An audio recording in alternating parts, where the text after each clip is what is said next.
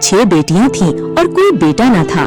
जब मलका ने खुशखबरी सुनाई कि वो एक बार फिर माँ बनने वाली है, तो बादशाह ने सख्ती से कहा, अगर ये बच्चा भी लड़की हुआ तो मैं उसे जिंदा नहीं छोड़ूंगा।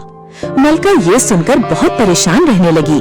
जैसे जैसे जचगी का वक्त करीब आता गया, बादशाह ने दाया को हुक्म दिया कि बच्ची पैदा होते ही उसे खत्म कर दे।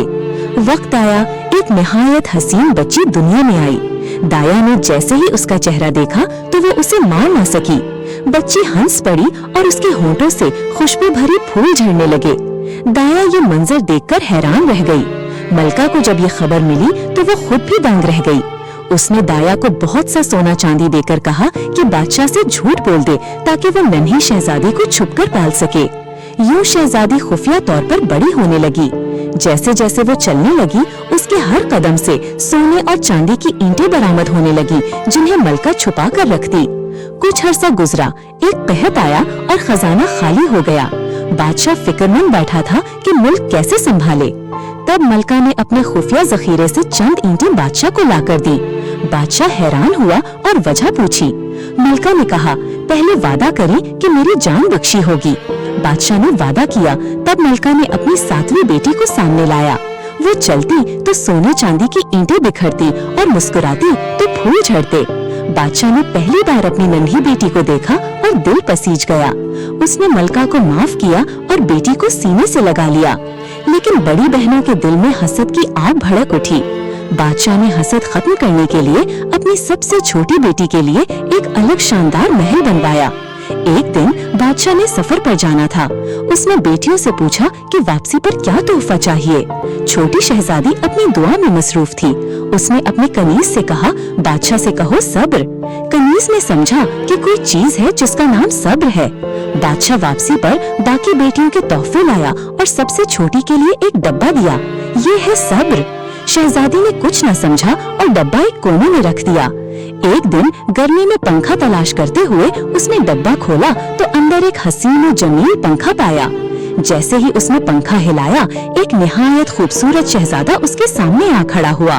शहजादी उसे देखकर बेहोश हो गई। शहजादे ने उसे होश दिलाया और कहा, ये पंखा जब हिलाओगी मैं हाजिर हो जाऊंगा और जब चाहोगी वापस चला जाऊंगा। यूं दोनों दिन रात साथ गुजारने लगे। ये बात बड़ी बहनों को मालूम हो गई। उनके दिल में हसद और बढ़ गया। वो जाहिरी दोस्ती जताने लगे और बहन से शहजादे के बारे में राज जानने की कोशिश करने लगे। उन्होंने एक दिन कहा, हमने तुम्हारे मेहमान के लिए एक नर्म बिस्तर तैयार किया है। लेकिन उस बिस्तर पर उन्होंने शीशे के टुकड़े बिछा रखे थे। छोटी बहन ने एतबार किया और पंखा हिलाकर शहजादे को बुलाया।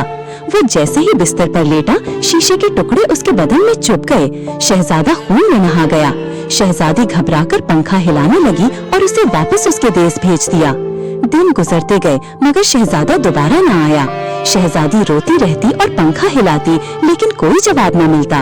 आखिर उसने अज़्म किया कि वो खुद शहजादे के देश जाएगी। उसने लड़कों के कपड़े पहने और सफर पर निकल पड़ी। जंगलों में भटकती रही। एक दिन एक दरख्त के नीचे आराम कर रही थी कि उसने एक तोते और मीना की बातें सुनी। मीना ने कहा, असल इलाज तो उस बेबे हैकल जंगली कबूतर की यखनी है, जो कद में इंसान जितना बड़ा है और जिसकी आंखें नीली हैं। अगर उस कबूतर की यखनी बनाई जाए और शहजादे को पिलाई जाए तो इसके सारे जख्म ठीक हो जाएंगे।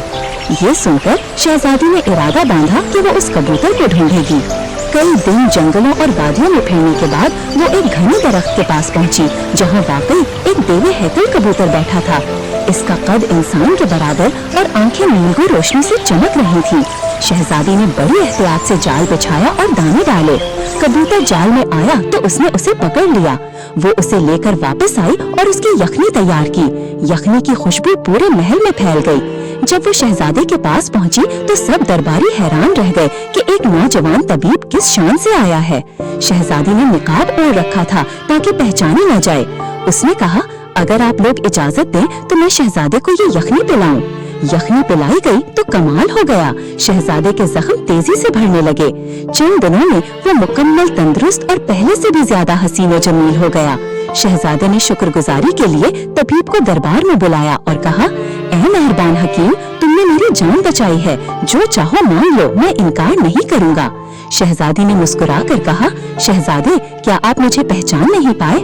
ये कहकर उसने निकाब हटा दिया। शहजादे ने चौंक कर देखा तो उसकी अपनी महबूबा शहजादी सामने खड़ी थी। खुशी के मारे वो बेइख्तियार उसके कदमों पर झुक गया। दरबार वाले भी हैरत से देखने लगे। शहजादे ने उसे अपनी जिंदगी की मालिक कहकर तख्त के बराबर बिठा दिया। कुछ ही दिनों बाद दोनों की शानदार शादी हुई। शादी के मौके पर 7 दिन और 7 रात जश्न मनाया।